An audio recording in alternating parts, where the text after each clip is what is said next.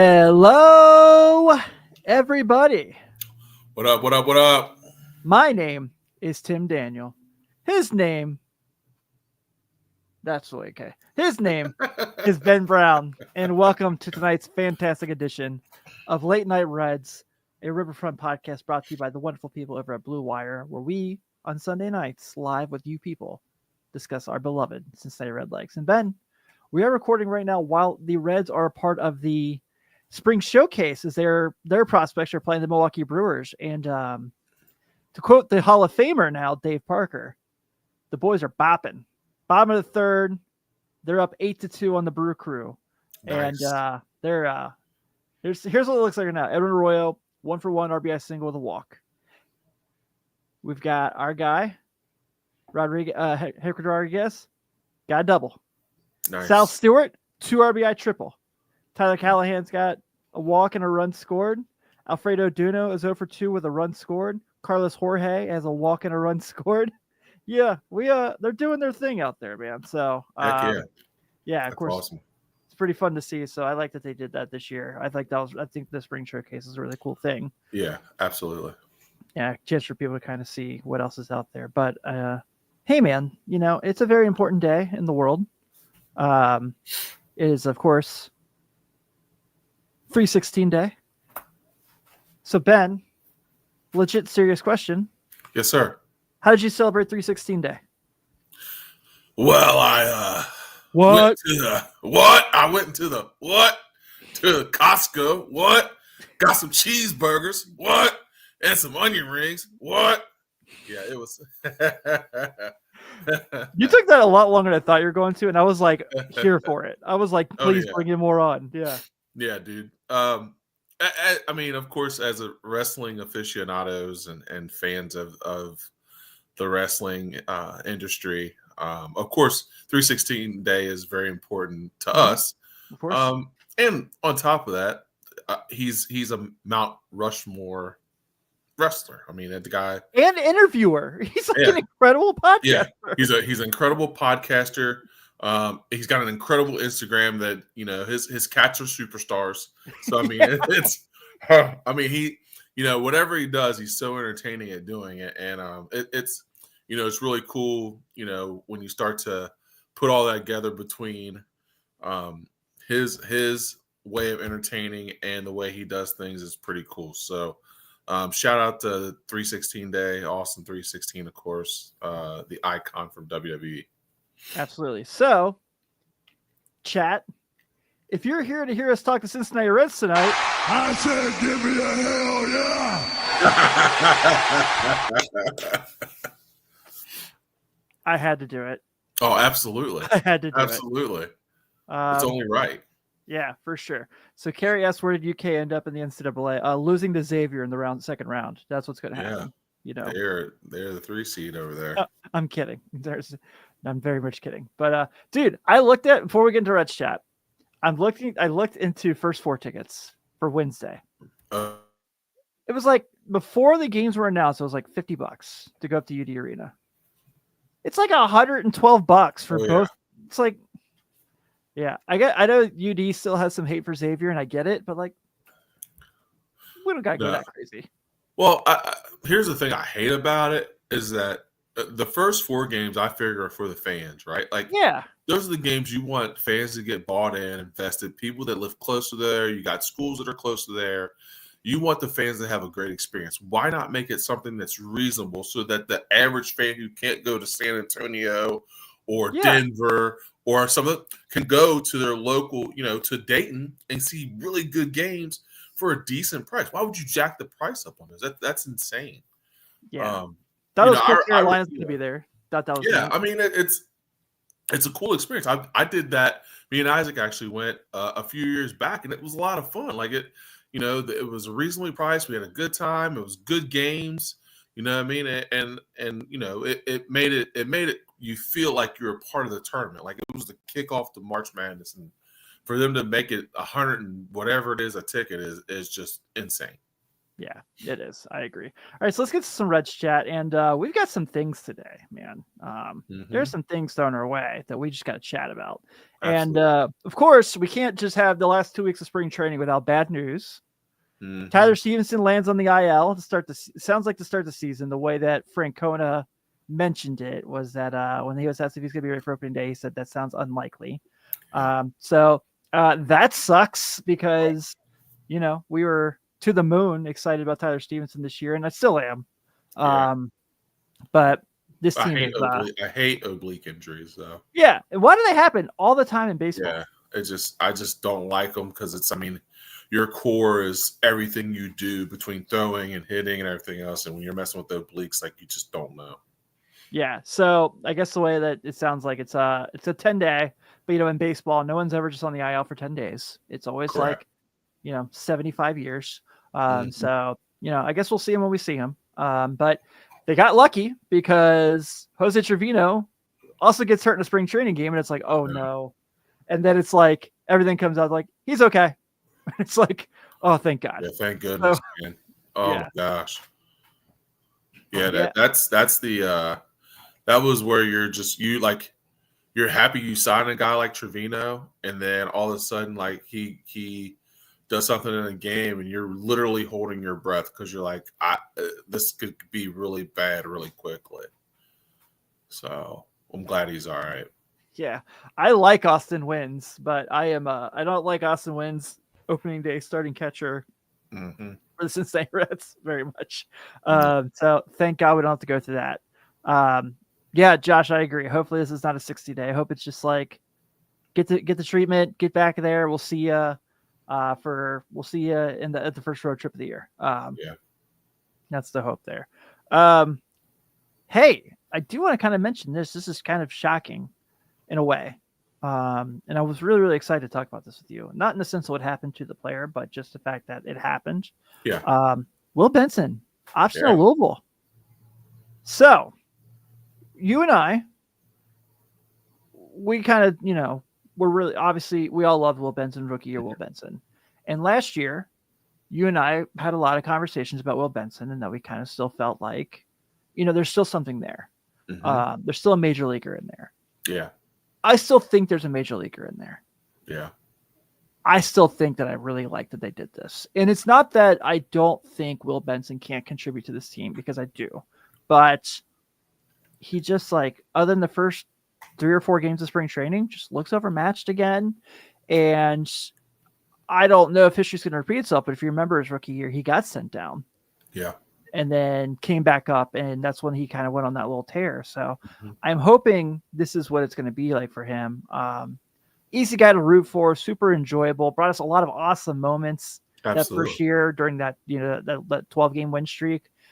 So I hope he bounces back. But I do think the Reds had to do this. And what I'm really impressed by when I say in the sense that they did do it, I don't know if the previous manager would have done this. I don't think with the previous regime, No. I think they would have just rolled him out there and see what happened. Yeah, I think that's a lot of the positives of having a new manager, new management, is that you're able to make the tough decision. What's up, Seth? Saw that, by the way. You're able to make those tough decisions, right? Everybody knows he's a fan favorite. Everybody knows that they want him to have success. Everybody knows that, everybody thought he was going to be a key contributor to this team. So for Francona and the guys to look and say, look, man, like we still think he could be a big part of what we do. He just needs more development. Yeah. He needs more plate appearances. So the one thing I didn't want to happen was for him to make the big league roster and not get the at-bats that he needs to be better. Right. Because that doesn't help anybody. So it goes down to AAA. He gets the at-bats he needs. And like you said, if he gets to the bats he needs and figures it out and gets on a tear like he did back in 23, then we'll all be happy. But those are the tough decisions that you pay a Terry Francona to make, right? Like you got to see a guy and be like, hey, man, I see the potential in you, but I also need to see that work translate to this next level. So I think I saw something where he was like 2 for 25 or 4 for 25. And so like, you know what I mean? Like it's just not translating yet. So Yeah. you hope that when he goes down to AAA, he can make those adjustments, the things that people work on down there, and he can come back up and be a better player, a better person, and take those things and build on those. So I'm very impressed of one of the many things that Terry Franklin and this crew have done, but I'm very impressed that they've been able to make tough decisions. Like sending Will Benson down because there could be a lot of friction with that because he's been a starter. He's been a guy that's played. Yeah, he's literally been the leadoff hitter on opening day before. Yes, so I mean, to be able to do that, and I think it's good for Will Benson too, right? I mean, like he understands that he needs that growth and development to be able to play on this team. Like we said last week, this team is going to be competitive.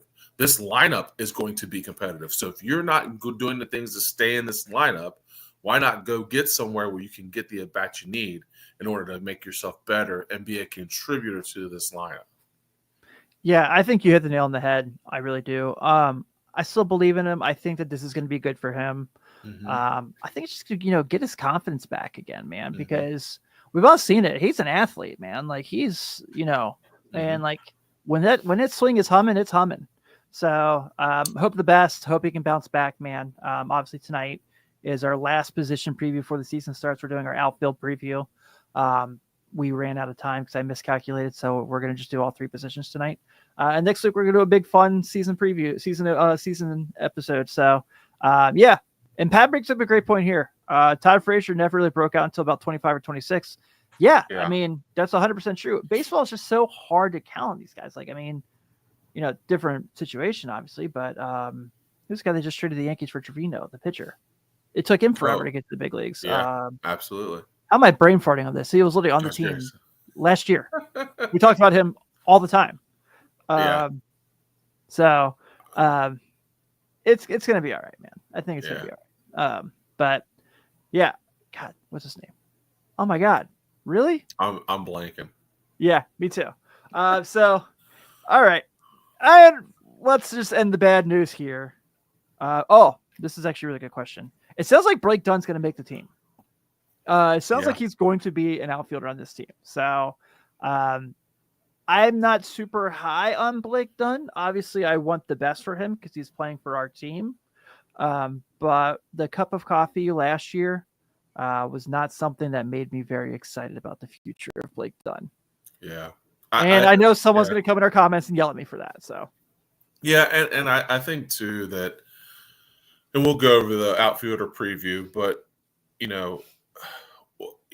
offseason, we were really hoping that it would come down to, I'm not saying that Blake Dunn, I mean, he is a Major League Baseball player, but we were hoping that this preview would have a little bit brighter light to it and not be like, oh yeah, Blake Dunn is an option. Yeah. And he's going to make the roster. So, and I'm not trying to be negative towards Blake Dunn, but we were definitely hoping that bigger and better things were to come. And now here we sit. Yeah. Hey, by the way, another fun fact I want to mention before we move on. So MLB The Show came out this past week. I haven't gotten it yet. I've been a physical copy because always on the cover. Yeah. So they've always put like legends in the game and things like that. Reggie Sanders made the game. Did he really? Pretty excited. Oh, that's pretty cool. Yeah. Shout out Reggie Sanders. Should be Reds Hall of Famer. Reggie Sanders. So good news there that he's getting some love. Oh, that's legit. Yeah. All right, Ben. I don't know if you saw these or not, but UniWatch had a leak that came out recently that said the Cincinnati Reds are going to have new uniforms this year. Mm-hmm. These are said stencils of said uniform. I'm just going to do this so you guys can just kind of get a better look. This is it. Okay. Mm-hmm. Ben, why does this look like something I've seen at TJ Maxx? Do you guys want to see it again? So we can this is it. Yeah, I guess I don't know. If you like them, I'm sorry, but no. I if you're going to do a big reveal on a new uniform, man, it's gotta be something where people are going to be excited about it. Like that's just like you said, like I could go to Velveteen and get that made, and we all be good, and we all be, you know what I mean? Like it's just I don't know. Like I guess I wanted more. Like I wanted more. I wanted to see more, but I don't know. Yeah, I'm not a fan. Yeah, not a fan. So okay, Carrie is asking. This is actually my conversation I was going to talk about here. So if you look here in the corner, let me pull it up again. I'll put it full screen again. It says in the top left, alternate to uniform. So that means it's replacing either the red alternate jersey that they wear, I guess, whatever they want now. They used to be the matinee games, or it's going to replace the Black City Connect jerseys. I hope not. Dude, why? Like, those are... I love those. Everyone loves them. I mean, I shouldn't say everyone, but here at the Riverfront, we all love them. Absolutely. And they're very fun. This should not be the replacement for that. Like, or, it also just should not be a jersey in the rotation because it's not good. We've talked about this a million times. This is something where Chad has gotten really deep into. Like, just make the damn 68 uniform again. Just make that the home jersey. It's so it's so good looking. Yeah, I think we talked about that. Like that was on our favorite jersey. Like that thing is incredible. I don't understand what the issue is. Yeah, it's just such a good looking jersey. Like the block font across. Yeah, for sure. Josh, I agree with that too. The red jersey just says Reds across it. Stink. Absolutely stink. So, God, man, okay. Who's in their art department? Like, who? Like, who was like, I got a great idea. You're like, these are trash. Who at Nike and Fanatics was like, these? Yeah, these are the ones. There wasn't a board that was like, okay, so what's different? Like, you just, instead of having them, like, I hate it. I hate them so much. And I don't like to say bad things about my team. I bet they probably look better on, like when you see them on the field, but that is very underwhelming. It's not ideal. Was not a hit. Was not a hit at all. Yeah. I agree, Joey. City Connects are the best. Yeah, so I've been on record. I said I want the 68 home and I want the 97 road jerseys to come back. Those are like my favorites. Those are like so awesome.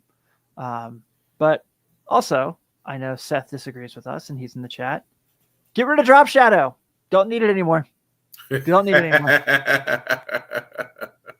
Look, I'm well aware that behind me are 3 pictures in those uniforms the Reds are wearing that have the Drop Shadow logo. I got these for the players, not for the uniform. Okay. Right. So, yeah, just, I don't know. I feel like, I know we probably are spending much more time on this than we probably should. I know people here want to hear us discuss the outfield, but this is just laziness. It looks like almost. This is something where someone drew this up. They probably went to Meijer, saw something that looked extremely similar hanging on a rack, and were like, that's it. Yeah. That's it. Because people, these retail are the same price as what the Reds, like the Reds home jerseys that you buy like at the stadium. Mm-hmm. What are we doing? Yeah. What are we doing? Yeah. So we did get some fun comments on these, and I told our Patreon subscribers I would read them, just because I think they're really fun. Like, they're pretty funny.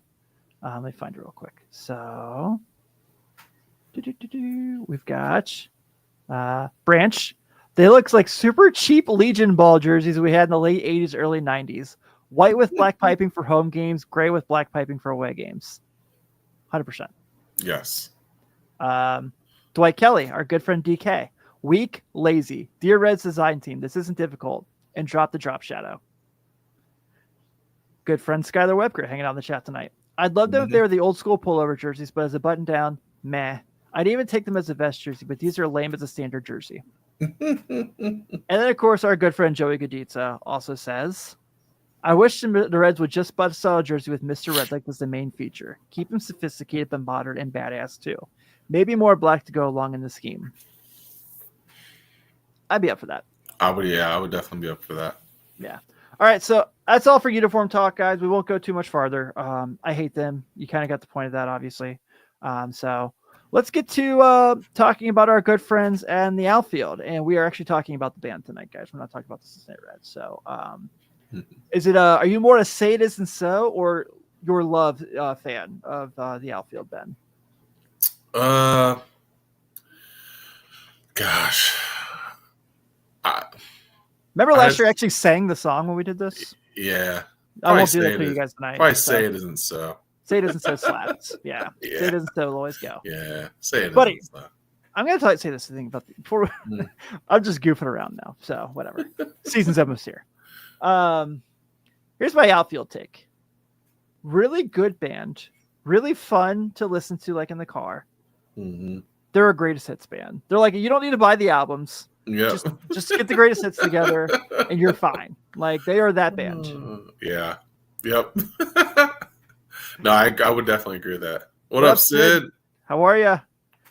Sid, I saw Sid at church today. Sid came out down to old UPC to hang out. So okay, cool. Yeah, it was really cool. I was really happy to see her. All right, so we're going to go through some burning questions on the outfield tonight. Actually, the baseball team, the guys that are going to be lining up in left, center, and right for the Reds.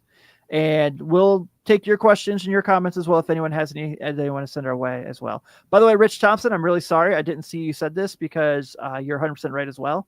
Underwhelming unis just hope they come out in the 80s athletic cut to challenge the players to be fit.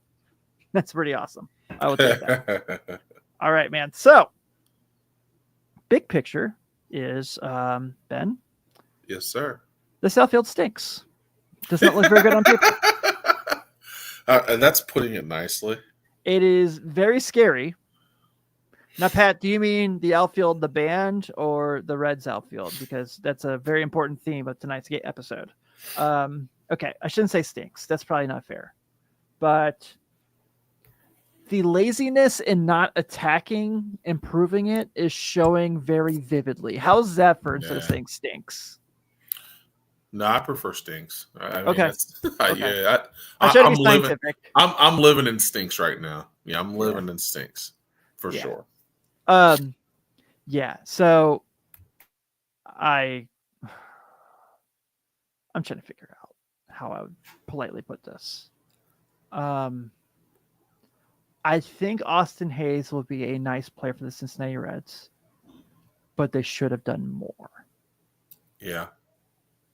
And I am not ever going to get into Austin Hayes the person while we cover him while he's on this team because he has really disappointed me with some of his social media posts in the past. And that's that. Yeah. We'll leave it there. But I am very, very disheartened by the inability to think. But as a baseball player, he has looked very good in spring training. Yeah. And so that starts us off there. Can Austin Hayes provide the needed power for this outfield? And what I mean by needed power is I know Jake Fraley against righties has got some pop. Mm-hmm. That's it. That's really it. Right. Austin Hayes is a guy who has been an all-star. I mean, the Reds brought him here to hit homers. He has the upside, especially in this ballpark, to drop about 30. I think it's very possible. But is that going to be enough? Is he alone? I mean, is his offense going to be enough for this team to get to where we think they're going to be? I think the fortunate thing about the lineup that he's going to be in is that I'm hoping that he's able to see pitches due to the fact that the other people in his lineup probably won't see pitches. So as I mean like that, as the season goes on, less people are going to challenge LA De La Cruz because he's going to be very good. Correct. Less people are going to challenge Matt McClain because he's going to be very good. Hopefully Tyler Stevenson comes back to form where he was, and it'll people will struggle to pitch to Tyler Stevenson. So what I hope is that you have enough bats in your lineup where you can't avoid them all. And then Austin Hayes starts to get pitches and see pitches and be able to sit on balls and drive baseballs and do the things that he's able to do. For sure. So I'm hoping that that's the case.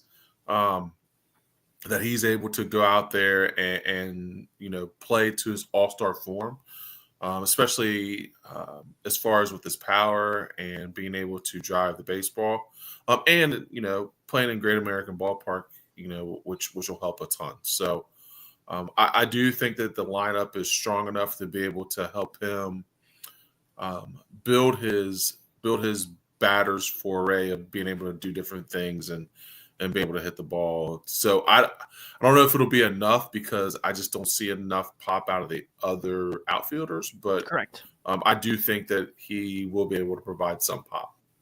Yeah, I think he'll be really good in that ballpark, obviously. And Yeah. I do think he's going to be a really nice fit with CES, with McLean, with Ellie, obviously. And like you said, when Stevens gets back, I think he's probably your 4-hole guy. It starts, and seeing how things kind of go throughout the season. But I think, the start of the year, I think he's the guy in the 4th hole on the lineup. But yeah, I think about 27 home runs is like the minimum. Yeah. For him. I feel pretty high on what he could do in the stadium. Yeah. And, I don't necessarily worry about how good of a fielder he's going to be if he's going to hit homers. I can live with he misses a fly ball in the sun. Yeah. By the way, did you see that clip of Jose Altuve playing left field in spring training yesterday where he I did. I missed it. Oh my God. I missed it. I love Jose Altuve as a player. Yeah. That is not going to be good for him. Hold on. So they have him projected to play left field? Buddy, he is playing left field in spring training. Oh my gosh.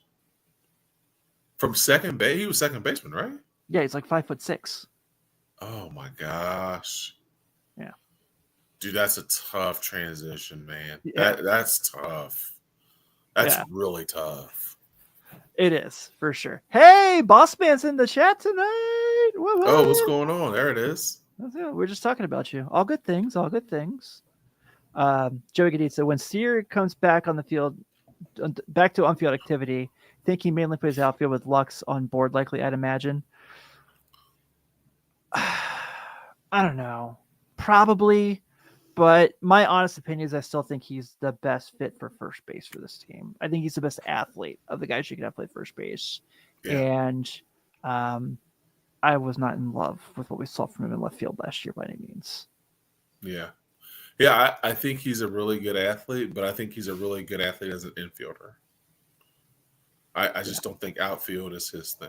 So as far as being able to play, like I said, I think he'll play the most at first base is probably better fit for him because he's a really athletic first baseman. He's a so athlete in the outfield. Yeah, and Kerry's right. CES is playing really good for defense in spring training at first base right now, and I'm really happy to see it. Okay, speaking of CES, real quick before we get to our next topic, I'm going to give some betting advice here for you people because I'm not really good at it, but I feel like this is easy money. On FanDuel right now, Christian Encarnacion Strand's win over under for home runs this year is only 13.5. Is it really? Only 13.5. Oh yeah, I'm going there as soon as we get off here. Like that'll be the first thing I do. Yeah, that's insane. Yeah, I couldn't believe it when I saw it. Someone sent it to me on Blue Sky, and I had to go see it for myself to believe it. And I was like, oh my God. Wow. Yeah. So hey, if you guys want to go make some easy money, man, do it now before the odds get worse. Yeah. So, it's like, hold on, give me just a second. Give me a second. Let me figure this out real quick. Get that on the docket immediately. Yeah, absolutely. All right, so let's talk about our good buddy Terry Lee. And these questions that we have come up, obviously we're going to answer anything that comes in the chat. This is me kind of thinking about how important these are for the season. Mm-hmm. And this is something that's extremely important for the season. TJ Freeman. Yeah. Yes. 2023 was awesome, right? Like you could hit him anywhere in the order. He hit lefties. He hit righties. He was fantastic. I mean, so good and so fun to watch, especially during the win streak. Was really kind of someone who was keeping the ball rolling. 2024 couldn't stay on the field. Yeah. obviously battled a lot of injury. I mean, it was like, I think there was a game, like there was a stretch where he was back for 2 or 3 games and went right back on the IL. It was just one of those years. Was okay when he did play, wasn't what we saw in 23. But 24, but I know you can sell me on the case that he never got to get in a rhythm because he wasn't on the field. Here's where I bring this question up in concern. He's already up there a little bit in age for how low of time he's played in the big leagues.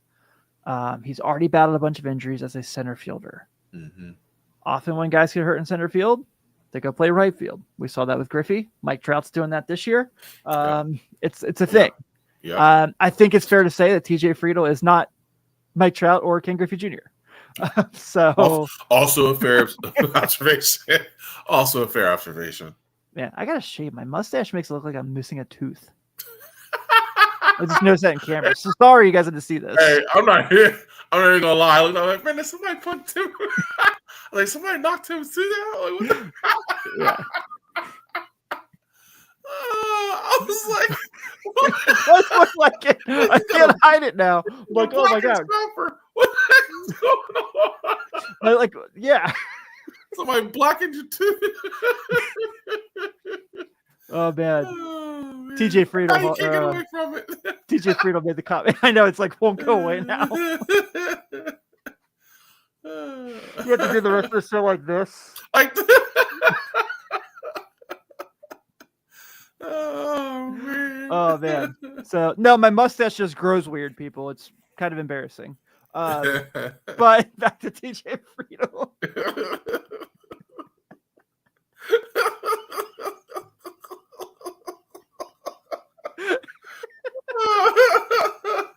Damn, I'm trying to hide it, and now I can't. I gotta like do this.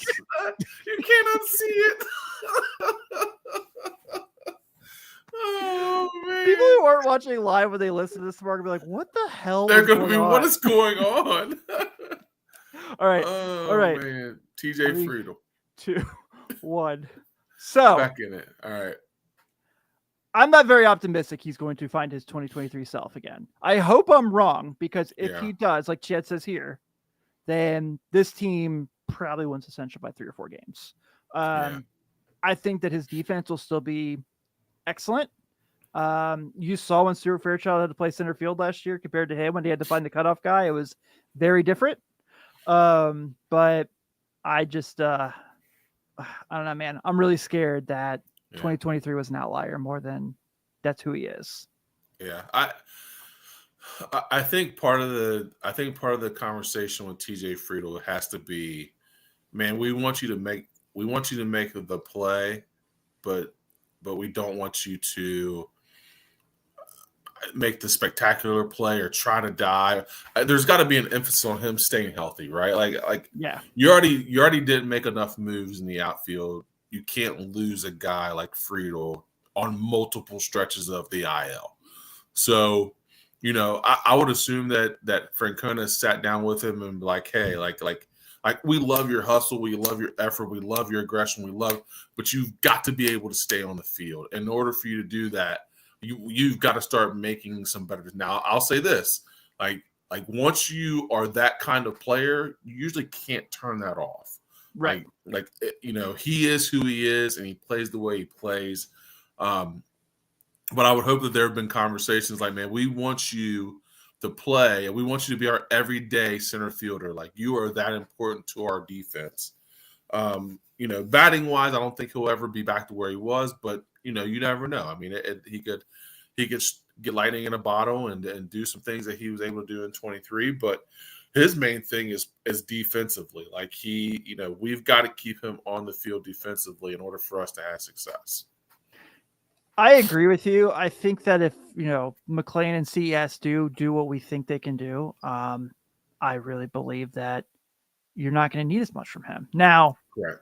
If you do get that from him, awesome. This team looks very different.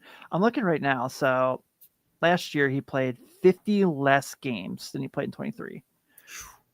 Now he had 8 triples in 23.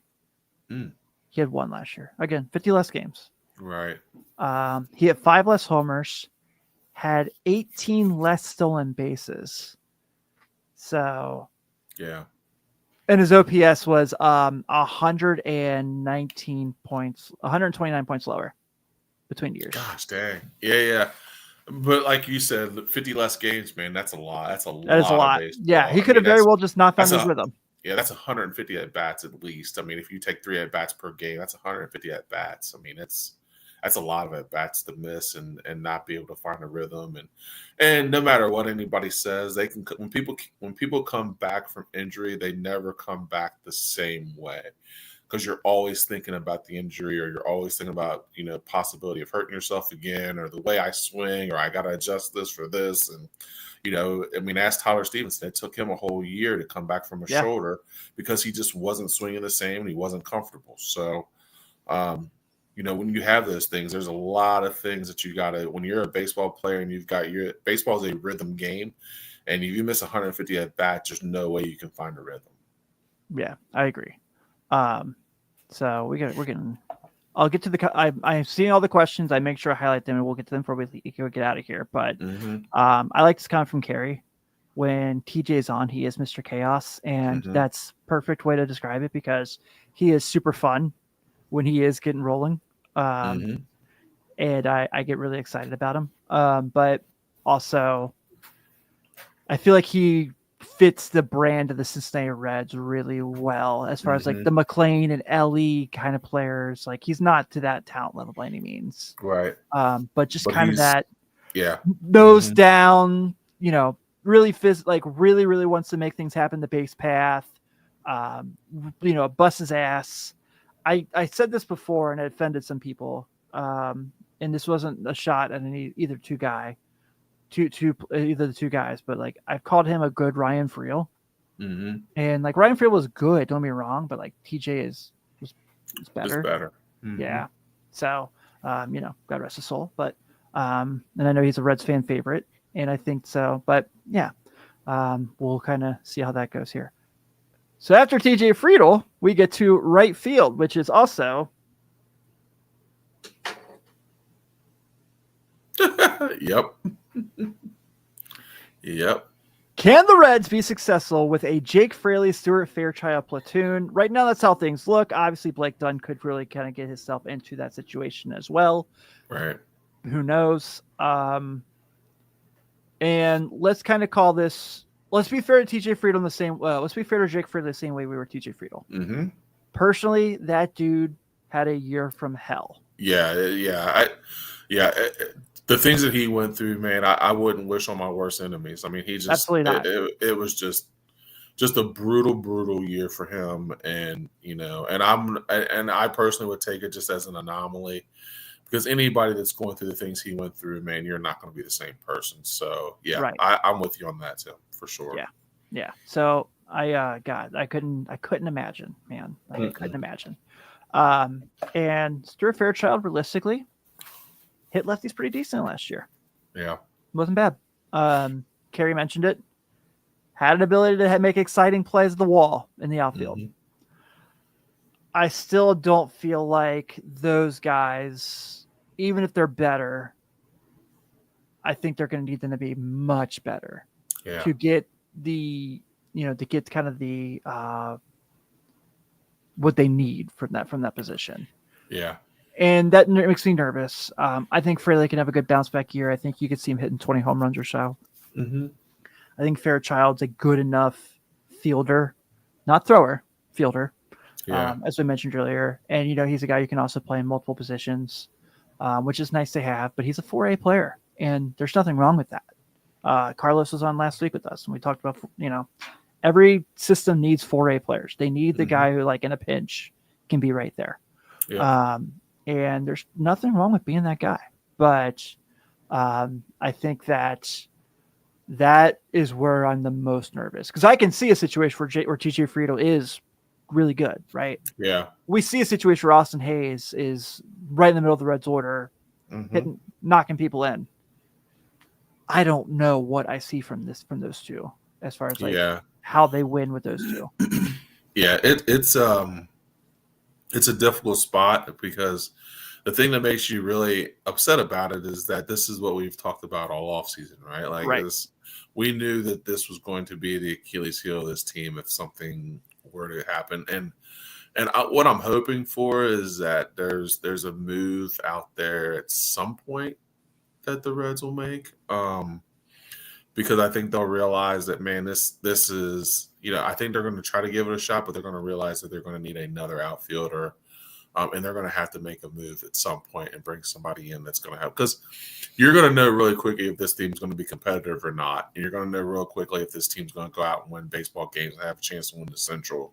And I would hope that if you have a chance to win the Central, you're going to make moves to be able to take that next step and try to get yourself to a World Series or try to get yourself deep into a playoff run. And in order to do that, you're going to have to solidify that outfield position. So every other position on our team, I feel pretty confident about, except for there. So I'm hoping that maybe once they, maybe Jake Fraley is the answer. I don't know.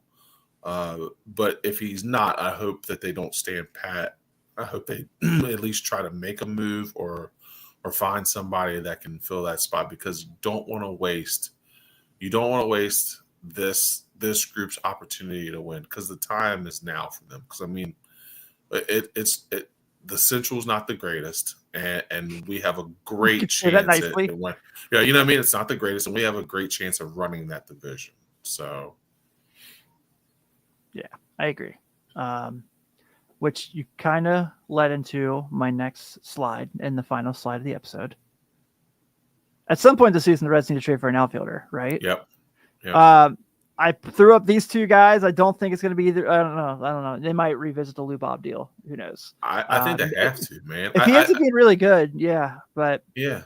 I threw up Lane Thomas too. I don't think that's going to happen, but I don't expect much from the Guardians. I don't think the Guardians expect much from the Guardians this year. Yeah.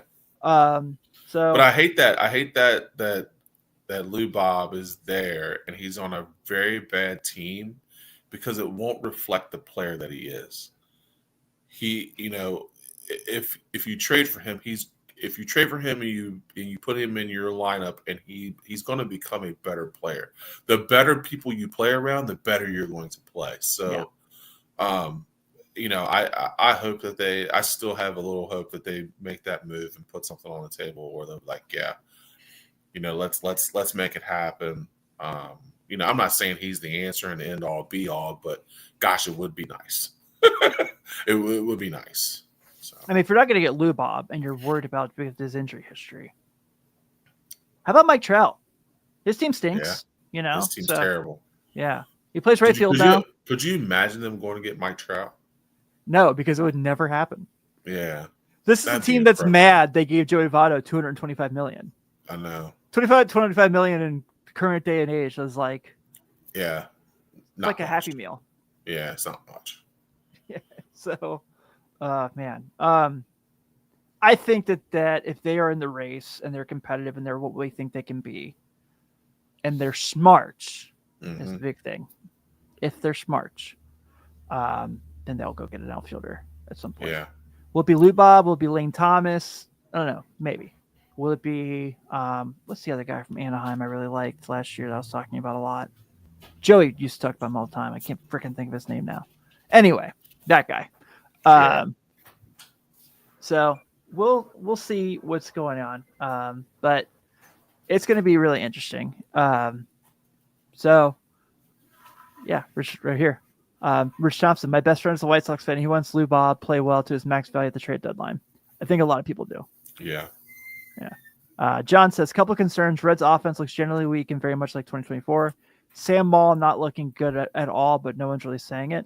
Okay. I'm actually glad you brought this up because yes, Taylor Ward. Thank you, Sydney. I appreciate that you were here for that. Taylor Ward. Maybe Taylor Ward's the guy they go get. I would love that too. I was going to ask you this. I forgot to put it as a slide. Do I need to just go ahead and take my L about Alexis Diaz? Do I just need to go ahead and say like, it ain't happening and I was wrong? Because he does not look good. I mean, that might be a L you just have to eat. I mean, Yeah, he does not look great. Nope. Graham He does not Ashcraft look hasn't great. either. No, Nothing. yeah.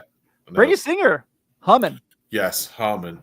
Yeah, he No looks pun really intended good. on that, guys. No pun intended. Yeah, yeah. No, he looks really good. He had another good outing today. He looked good. Yeah, he did. Yeah, Sam Mole also. Yeah, Really frightened about that.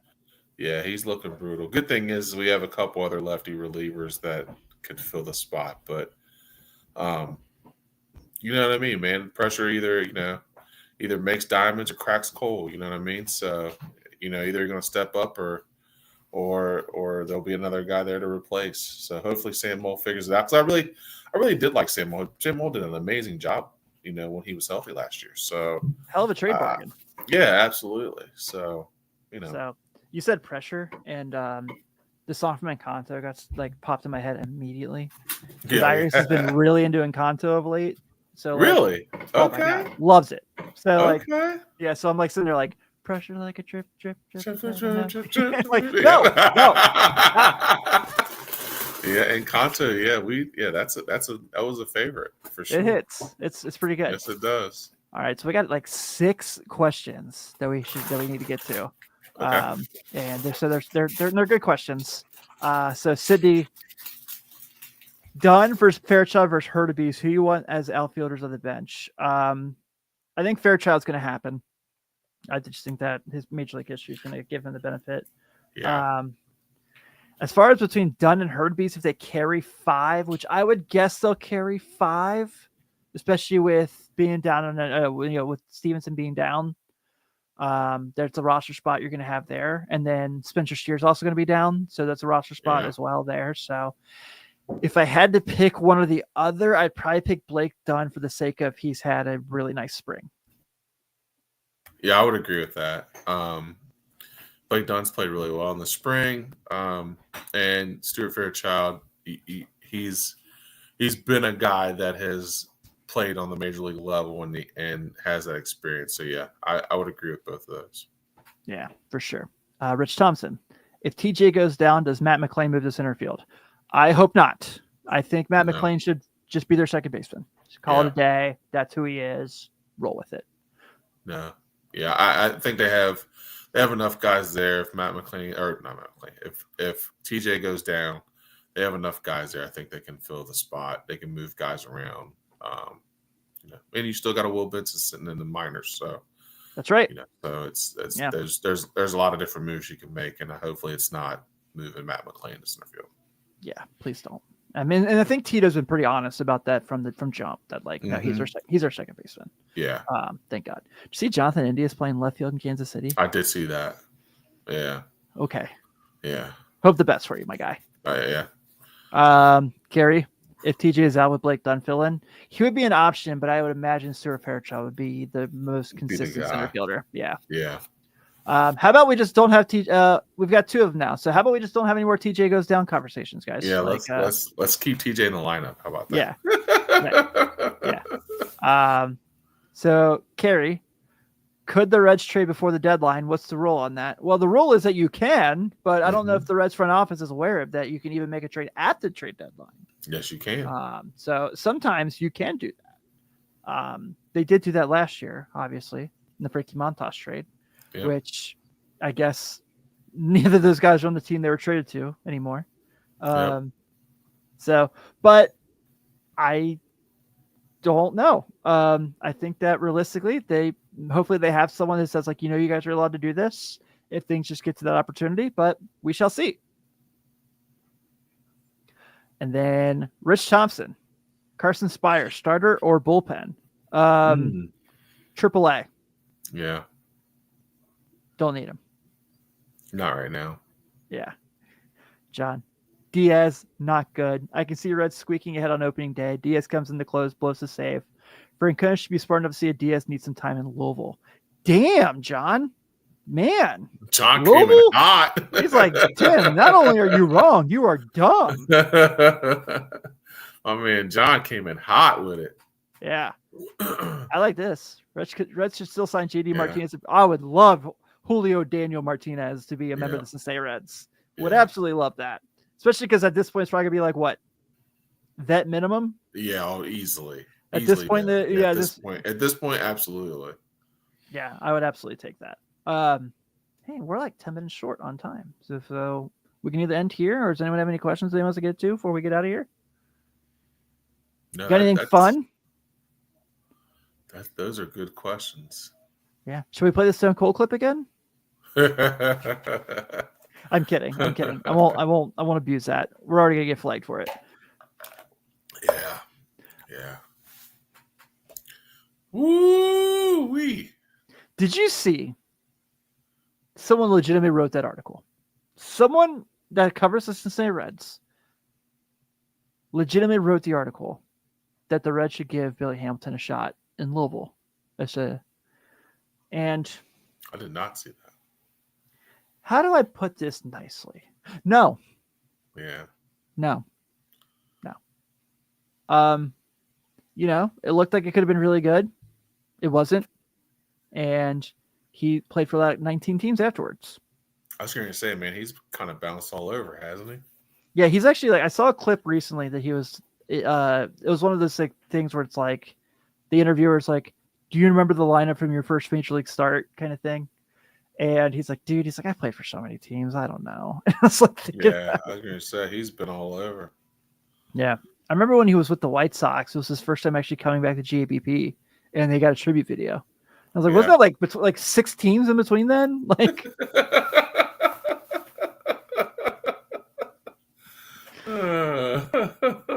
yeah, that's true. Sydney, Xavier in the first 4, they made the tournament. So we shall see. I don't know, but yeah, man. T. Higgins and Jamar Chase. Apparently, the deal is done. Haven't heard any details. So yeah, somebody said something about 5 years, and I don't know. So it was a ridiculous number for Jamar Chase. It was like 41. It was going to be like 41.5 a year or something like that. That's something just dumb. Still think that's a bargain. Yeah, Jamar Chase is a freak. I mean, I mean, if you're going to pay somebody, he's definitely well worth it. And I was going to say, I don't know how NFL markets work or how that all that stuff does, but I would assume that they're going to be smart enough to be able to sign those dudes and be able to get some defensive help as well. They'll figure it all out. Those guys are professional. I did see this. Did you see this? Matt McClain's like switched agents. He's not with Scott Boras anymore. Oh, he's not? No. Oh, wow. I wonder what happened. I don't know, but that might be a good thing for the Reds. Yeah. Fifth starter. Oh, man. So we're going with the assumption it's Hunter, Lodolo, Martinez, and Singer. Mm-hmm.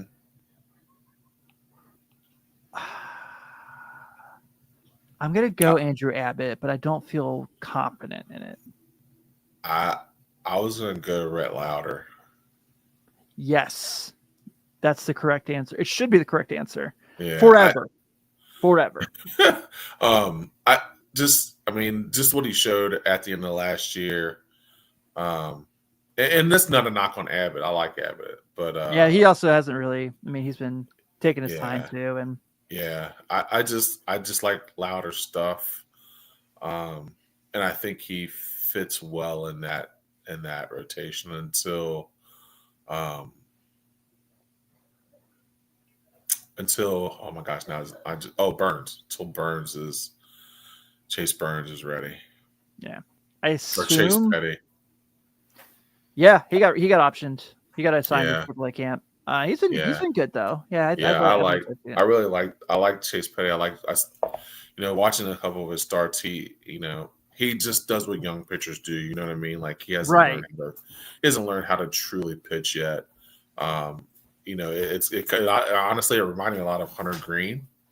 When Hunter first got up, man, he just threw hard. Like I just throw the ball by everybody, which in theory is good, but you have to learn how to pitch in the major league level. And I think once he gets those opportunities, AAA will be perfect for him because he's going to get knocked around a little bit. He'll learn, he'll do some things, and you'll look up and it'll be August, and you're like, man, Chase Burns has been lighting it up. But yeah, I think both of them He just needs that opportunity to grow a little bit, so which is cool. Yeah. Hey, we got a bot in the live chat tonight. That's kind of cool. I don't think we've ever had that before. What is that? Yeah, we got a bot pop in and say like they have a design for something. All right, well you're getting banned. Wow, But that was kind of I cool. I didn't know that still happened. Yeah, I didn't know it happened in live chat. I did not know that was still a thing. Yeah, I I'm know. so old. I was Me like, too. what the- Me too. Buddy. Okay, I'm gonna end the show on this just so we can kind of like get out of here at a rational time. But this is how washed I am in my life now. You know, pretty active person. Really enjoy the gym. Really love like taking care of my body. Really love taking care of myself. Eating right, all the stuff. So Friday, I was meant to go to work out on my lunch, but I couldn't get out of work. I was too busy at my day job. Yeah. And so I get on the Planet Fitness app and I find this like beginner's core, no equipment, 25-minute workout. I was like, cool. Laid on the yoga mat, do this in my basement. I have lifted weights since I was 16 years old. Mm-hmm. I did this workout and it's the most sore I've ever been in my life. And I did no weights. No weight. Dude. Oh my God. Like I literally was like, I looked like I broke my hip walking around the house today because it's the second day. So, you know, the soreness is worse the second day than the first. Oh, yeah, absolutely. Yeah. I literally looked so like, funny. buddy, I looked like I was in a car accident walking around. Oh my gosh. Yeah. So what it taught me is killer. I got to get much better with my core workouts. Oh, I got to focus more on the abdomen area. Yeah, my wife is trying to talk me into doing yoga. I guess Same. it's supposed to be good for the core. I don't know if my shoulders will hold up, but hey, I'll give it a try. You know, what I mean, Here's we'll the see difference between you and me, though, Ben. You played college football, so you have a right to have that spread. I have nothing.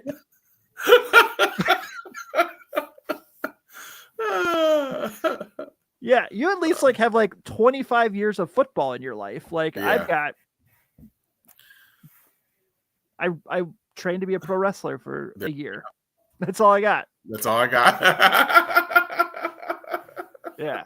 Did some jujitsu in the day. There you go. If I did jujitsu, I'd have better core. I don't. Yeah. But hopefully that ends the show with everyone getting a good laugh. We're going to go ahead and wrap up tonight's edition of Late Night Reds. Next week, our final episode before opening day. Man, crazy. Isn't that wild? Finally here. Yeah, I'm so excited. We're here. We've been doing this all off season to get to this day. So we cannot wait. But next week, we're going to just enjoy it. Everyone come out, pop a cold one. Ben, I don't even think you've ever had a cold one on the show. So maybe next week you break the streak. Maybe I may break the streak. Yeah, I think you should. Not that I should ever tell you if you should drink alcohol. I don't suggest it, but if you wanted to, I would not object. Yeah. If you just want to have a good time, celebrate, a long off season. Oh man. Exactly. Yeah. But thank you guys as always for a really fun, lively chat. It's always a great time. Shout out to the bot who came to hang out with us. Yeah. Thanks for making fun of my weirdly growing mustache with me. It's random as hell. And learning that I am not good at crutches. So there you go. On behalf of Ben Brown, this is Tim Daniel. See you all next week. Can't frickin' wait.